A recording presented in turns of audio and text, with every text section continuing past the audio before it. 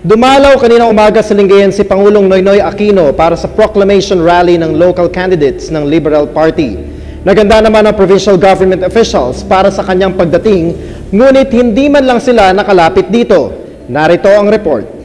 Ilang matataas na opisyal ng provincial government at iba pang mayor sa Pangasinan ang pinagbawalan ng Presidential Security Group o PSG na malapitan si President Noynoy Aquino kaninang umaga sa Lingayen.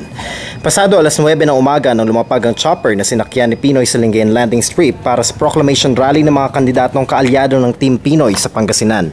Sa panayam kay Vice Governor Jose Ferdy Calimlim, ikinuwento niya kung paano siya pinigilan ng PSG na makalapit sa presidente. We were told na dadating si Presidente, may mga iba nakatanggap ng imbitasyon, may mga iba marinig lang, may iba tinext, may mga ganon. So, we thought it best as provincial officials, as Pangasinenses, to welcome our President. No? President naman ang lahat. Ang unang dumating sila Governor Espino at saka si Congressman Marco Wangco.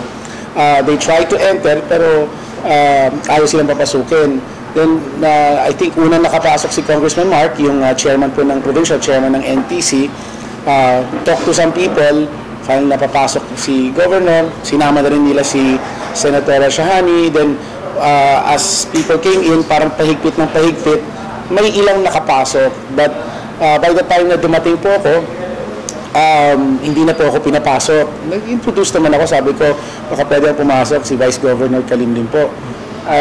Sabi bawal na. So sabi ko, bakit gano'n? Diba? I mean, nasa Pangasinan tayo. So I tried one gate, ayaw talaga ako papasukin. So sabi nila dun sa kabila, baka dun papasukin. So umikot ako dun sa kabila. Pag ikot dun, tanaw ko na sila Governor, pero hindi sila nakalapit. Ultimo si Senator Drilon, tanaw, nagkumakaway pa sa akin. But still, ayaw akong papasukin. Sabi ko, I wonder why. So nung pinakiusap ata, ang sagot daw ata ni Secretary Mar is it's the President's call. Marami, I believe, may mga around 20 mayors na hindi rin nakapasok. Kaugnay ng naunang balita, mga tao hindi umano pinayagang makapasok sa venue ng campaign rally ng Team Pinoy. Narito ang ibang detalye.